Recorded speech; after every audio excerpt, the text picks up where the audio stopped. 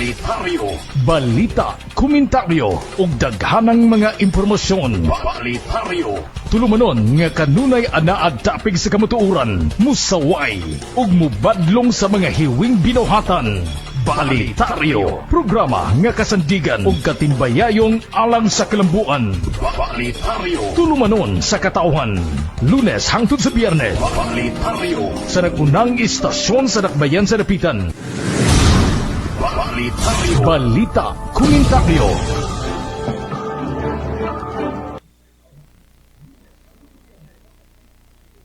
Maayong buntag Zamboanga del Norte, maayong buntag Dapitan, maayong buntag Dipolog. Sa makausapa, niya na usab kining inyong ubos nga alagad, Raymond Akailar Copiado, muuban kaninyo karong buntaga aron atong salusaluhan ng balitaryo, mga balita ug komentaryo sa mga nagapanghitabo. Palibot sa lalawigan sa Zamboanga del Norte, murag pirmiro na ning live karon nga makita ata sa dugay ng panahon nga wa ta ka live sa Facebook nga makita atong panagway. Doon na patay adjustment nga paghimuon mga kaigsuonan gumikan kay wa pa nato wa pa nato masinati ning software nga atong gigamit. Magpatudlo pa ko ini sa akong mga kaubanan sa istasyon sa DXJR. Once again, good morning sa tanan. Nianaw sab kining inyong ubos nga alagad, Raymond Akailar Copiado, muuban kaninyo karong buntaga aron atong salusaluhan ang balitaryo. Dayon sa dili pa ta magsugod sa atong mga hilisgutanan, mga kaigsuonan, diri sa ta sa ato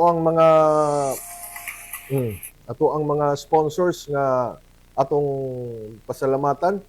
Maayong buntag daay ngadto sa atong kugihan og matinabangon nga konsyal sa Dakbayan sa Dipolog, si Dipolog City Councilor Doc Ophil Asis. Andam kanunay mo serbisyo sa mga katawhang Dipolognon, sayon nga duolon dali nga pangitaon. Dipolog City Councilor Doc Ophil Asis. Dayon, kung ganahan ka mag-suroy-suroy mga kaigsuonan, ganahan ka maligo og dagat, tris dapitan daghang kay White Sand Beach, pinakanindot nga kaliguan mao ang Gratom Beach. Ang Gratom Beach na mahimutang sa Barangay Gimputlan, sakop sa Dakbayan sa Dapitan, nindot kayo ang ilang baybayon, nindot sa ilang mga lawak, katulganan og daghan kang mahimo. Gratom Beach mga kaigsunan, napoy pangbarkadahan sa dugang informasyon. Bisita lamang ang Facebook page sa Gratom Beach o dili bakaha tawag sa cellphone number 0917-5022-524 o dili baka 0917-129-3348. Dayon mga kaigsunan, kung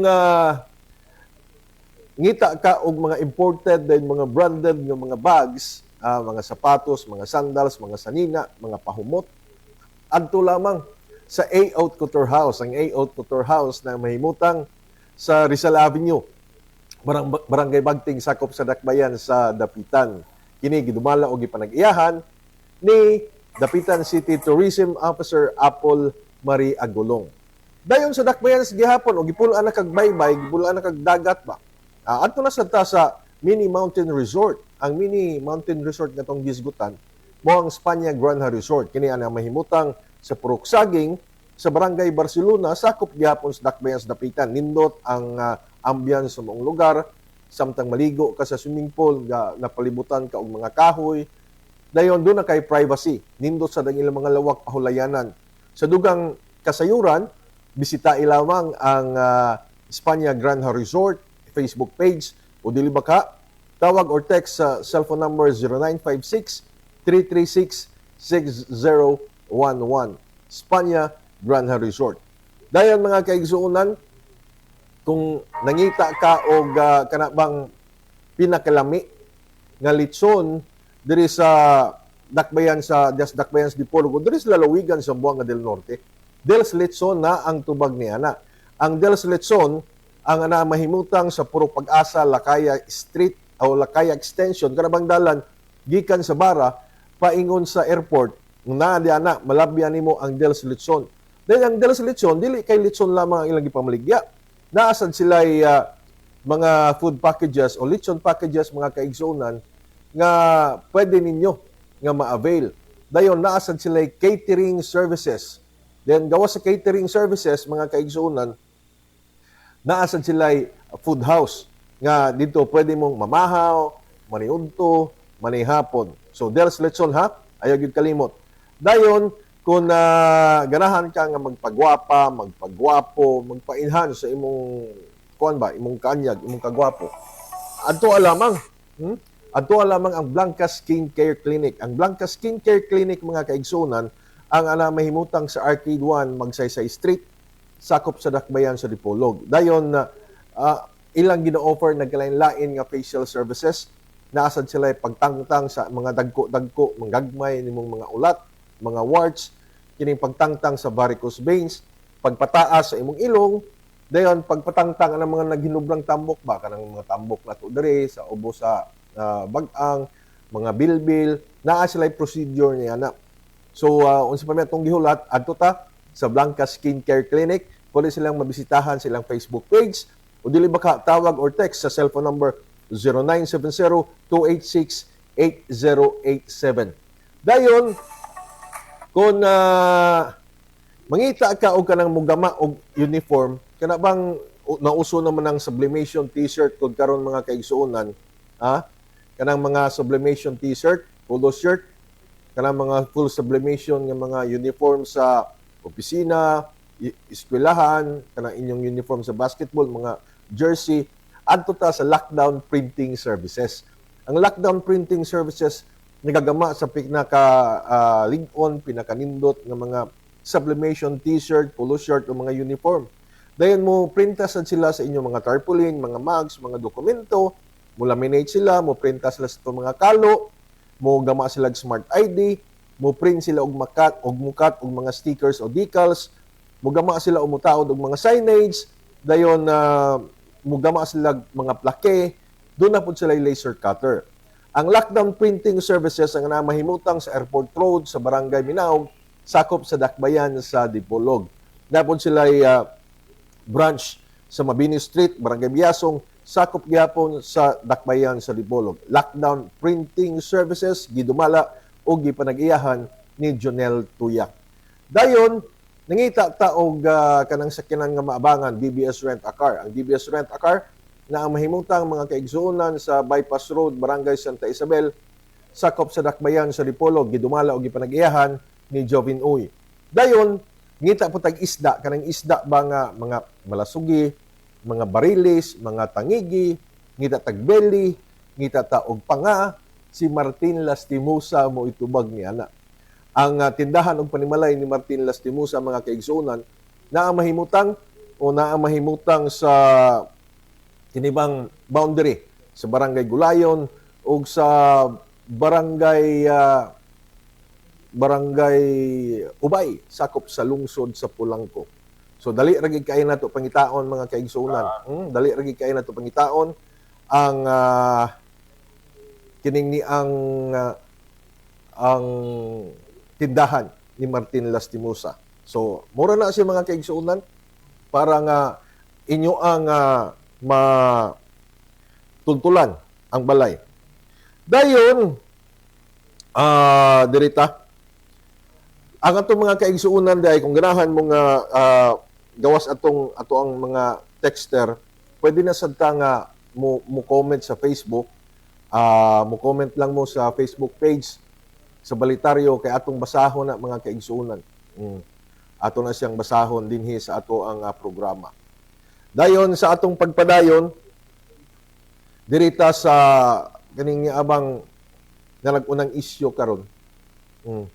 Nalagunang isyu para nako nindot nato nga lantawon kining gihimo sa Department of Public Works and Highways.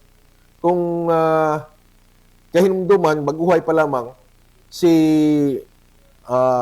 Secretary Vince Dizon sa Department of Public Works and Highways ang bisita sa usa ka tulay nga wa mahuman didto sa Ilocos Norte. Then mo niyang pamahayag mga kaigsuonan atong paminahon gani.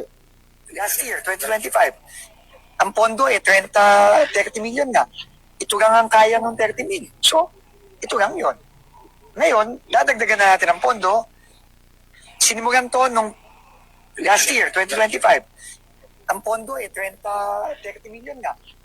Una-una mga kaigsuonan sa mong pamahayag, ang imong makita ang nagtindog sa nasangpit nga proyekto tulay mo mga haligi. Ingon ana na day karon kamahal mga kaigsuonan kining ni ang haligi sa mga tulay nga himuon. Haligi pa lang mukustar na og 30 million. Then makita na to murag pilar man to ka haligi atong nakita. Mga 5, 7. So sa 7 ka mga haligi sa tulay kung wa ta masayop, mukostar na kini og 30 million. Baling mahala dahil na karon sa maghimog tulay, no? No? Kung buto na unaon, makaduda ba? Kung pananglitan kining nasangpit nga mong proyekto, naa dito niya nakita sa uban nga lugar, dili sa Ilocos Norte nga probinsya sa mga Marcos. Tingali dili siya makaingon nga kulang ang pundo, tingali mo ingon siya diretso nga ghost project. Kaya una para nato ba 30 million imong mahurot, ingon adto ra mo imong makita. Hinaot unta nga sayop ko mga kaigsunan. Hinaot unta nga sayop ta, pero kung wa ta masayop perting luuyas Pilipinas mga kaigsunan. Luoy kayo. Paningkamutan nato nga og mga adlaw o sumusunod na mga adlaw, kining atong mga commercial, mga kaigsunan sa Balitaryo, makita na sa inyo video. Ato pa magud nga gikapa og unsaon ni siya. Kay kining atong gigamit nga software, murag naa na magud diri tanan, pwede naman siya murag mixer nga isulod nimo ang kining ang mga video. Maskin gani ang mga pamahayag, kung doon natay makuhang pamahayag nga atong ipabati kaninyo sa Facebook, inyo sang makita ang gaistorya. So atong paningkamutan ni mga kaigsuonan. Anyway, primero pa man atong gamit nini. Dayon maningkamot nga inyo yung makita kanang na-address sa ibabaw ining niya. Naay mura og magdagan nga mga litra kanang mga inana ba. Kining nato madali-dali gud og kuan. Magpasalamat gani ko sa mga atong mga technical personnel sa DXRJ gitudluan ta bahin ining studio nga atong gigamit. Anyway, maningkamot pa ta kining camera atong gigamit karon nga camera kini pamang camera sa karaan atong laptop. Tingali ugma matinaw-tinaw na kay katong camera ato lang murag wala pa kay kumaanan ug unsaon pagkuan ba kanang pag-connect.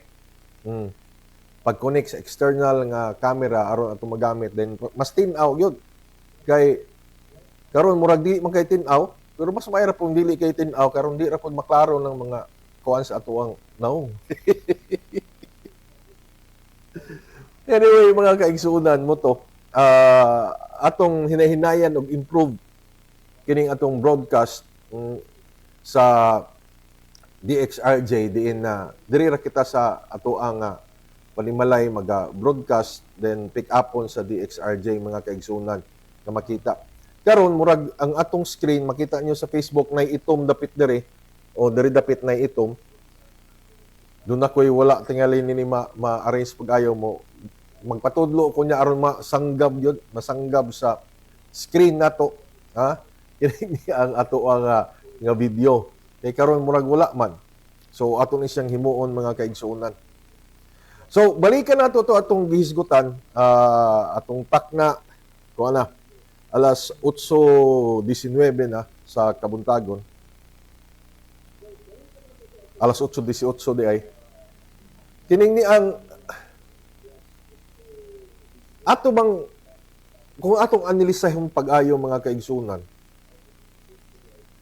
Doon nagay makaduda ba ha? Makaduda nga doon nagay gihimo nga pagpihig, doon nagay gihimo nga murag pagtabon ni ining kasamtangan karong investigasyon kunuhay, para nako investigasyon kunuhay man sa mga flood control project. Gani naningkamot sa akong obserbasyon, naningkamot ang grupo sa administrasyon inubanan nining grupo sa mga pinklawan katong mga liberal, katong tuang naa sa mga walhong grupo sama sa kanang mga nilang Lisa Masa ug uban pa.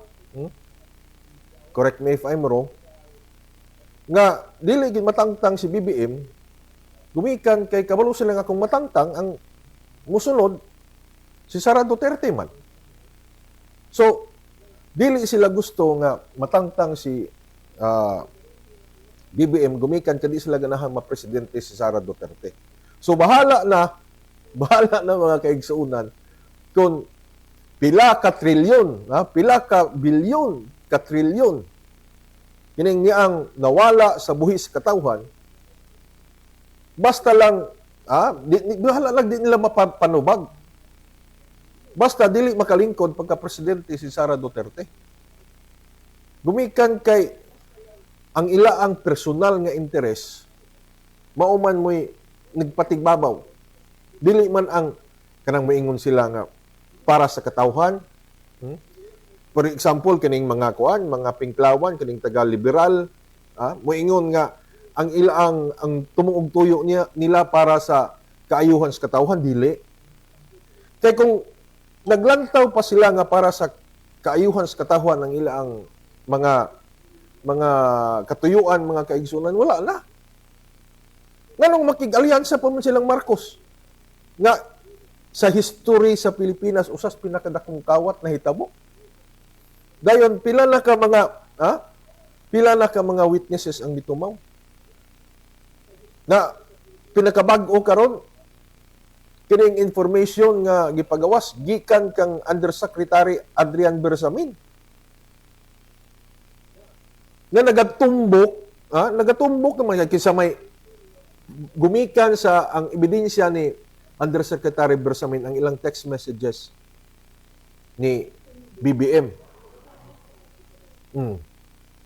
So, dili biya po tingali magbinuang, dili biya po tingali basta-basta nga maghimo-himo lang mag-istorya si Undersecretary Bersamin kay presidente ba ng imong gibangga. Galing lang kay naipit na siya kay una-una niya siya may himuon nga fall guy.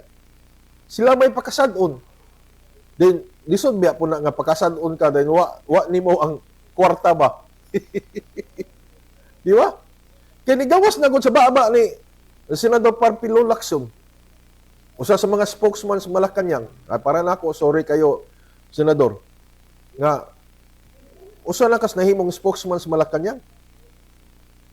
Nga, iyan ang gikondisyon daan ang mga pangisip sa mga katawhan, nga ang mastermind, kini sila si former Undersecretary Adrian Bersamin. Di ba? Kaya mo naman, kabantay mo sa mga investigasyon, ma-ICI, sa Blue Ribbon Committee, ang gipanguluhan ni Lacson sa Senado, bisag sa lower house. Diha ra gid sila kutob, ni Saldico o katong mga undersecretaries. Pila na kabuk gahisgot, si Saldico naghisgot BBM ug ni Martin. Paghuman ato nawala na dayon. Si Undersecretary Bernardo naghisgot og bahig Malacañang. Pero didto ra kay gihinganlan man ni Bernardo sila ni Undersecretary Adrian Bersamin. Paghingalan niya, imbis unta ipatawag ni Lacson, ibitahan sa ubos balay balauranan, wala himuan ni Lacson gumikan kay mahadlok si Lacson. Magduda man ta nga mahadlok si Lacson nga mahinganlan si Martin Romualdez o si Bongbong Marcos. Wa man unsa may giprotektahan ni Lacson. Di ba?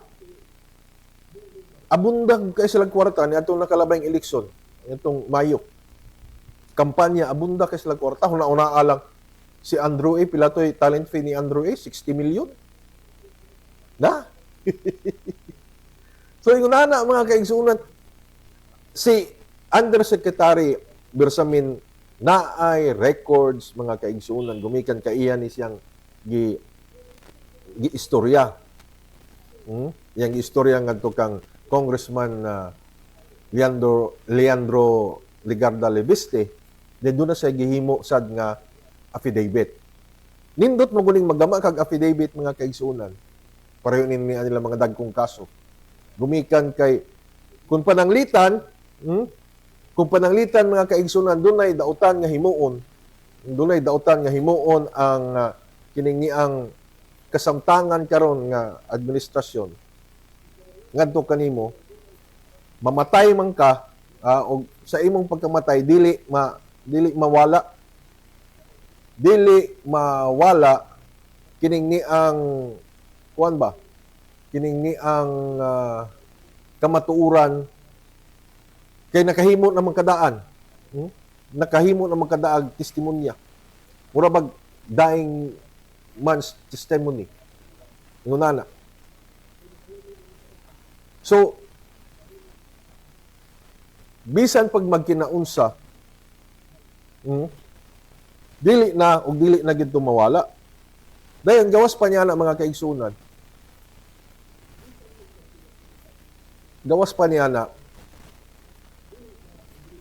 ang imong pagpagawas nas kamatuoran nga nakahimo na kaog affidavit ug doon na magaliplano ang mga akusado nga patyon ka kala sila magduha-duha na kay useless man patyon kanilang sa dili nakagama na makag-affidavit mo gawas naman tong imong affidavit so useless na ang pagpatay kanimo. So ihunana mga kaigsuonan ang purpose tingali ni former Undersecretary Adrian Bersamin. Na para nato insakto pod. Pero subo palandungon nga wa tay nadunggan. Wa tay nadunggan nga mga miyembro sa liberal nga minghimo og statement suporta sa mga pamahayag ni former Undersecretary Adrian Bersamin ug wa say taga Pinklawan taga liberal nga may kondenar nining gihimo nga pagpanulis nining gihimo nga tulis mangini siya may kondenar nining gihimo nga pagpanulis sa salapi sa katawhan nining maong administrasyon. Nakadungog ba mo? Nang dawas na hinuon karon nga pila ka mo taga-liberal ang lang himaraw katong paglubong ni kanhi Presidente Ferdinand Marcos Sr. sa libingan ng mga bayani kay gitugutan man ni Tatay Digong nga ilubong didto. Usa sa durong panaway si Kiko Pangilinan. Mga kining taga-liberal. Pero unsa imong naikuan? Unsa may nahitabo karon kana sa Bam Aquino utro. Pero unsa may nahitabo karon? Makigkuyog sila. Ag niingon sa una nga never again sa Marcos. Nadurog yung hala, syagit gayon.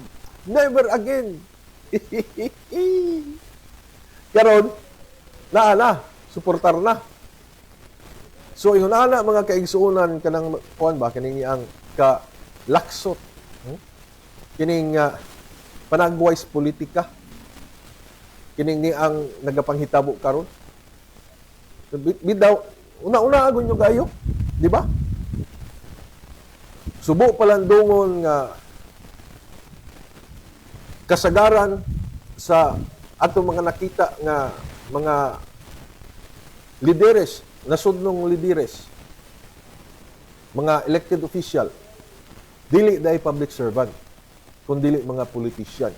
Gumikan kay mas ilamang gi tagaan og dako nga importansya ang ilang personal nga politikanhon bang katuyuan. Wala man nila tagay og kuan, wala nila tagay og importansya ang mga katawhan. Kaya kung gitagaan pa nilang importansya ang katawhan, tagaan nila og prioridad. Kining ang pagtaral sa hukmanan nining administrasyon nga para nako pinakadako nga kawat sa buhis katawhan. Kisa may niabot og trilyon pila pa kay katuig nga unsa na kay mahitabo ini niya pag-abot sa kung makatiwas gyud og unom katuig mga kaigsuonan. Doon na pa ba katay Pilipinas nga maabtan? Kay matod pa ni Vice President Sara Duterte wala na. Wala na. Wala una ako ning klases kawat. Ambot na pug ka, basig karon mo hinay-hinay na. Kay nasakpa naman sila. Di na kayo mukuan. Pero dako ang akong pagduda. Kinsa may dili ko na magduda nga dili involved ang atong presidente, mga kaigsunan. Na kasagaran karon sa investigasyon, tuwa man ga paingon kaniya. Tuwa ga paingon kaniya. Apiki naman ta sa oras, mga kaigsunan, sa ngalan na lamang sa itong mga sponsors, kini ang inyong ubos nga alagad, Raymond Aquila Copiado, moingon daghang salamat, maing buntag kanatong tanan. Balitaryo. Balita, komentaryo ug daghanang mga impormasyon. Balitaryo. Tulumanon nga kanunay anaad tapig sa kamutuuran, musaway ug mubadlong sa mga hiwing binuhatan. Balitaryo, programa nga kasandigan ug katimbayayong alang sa kalambuan. Balitaryo. Tulumanon sa katauhan, Lunes hangtod sa Biyernes, Balitaryo. sa nagunang istasyon sa Dakbayan sa Dapitan. Balitaryo. Balita, komentaryo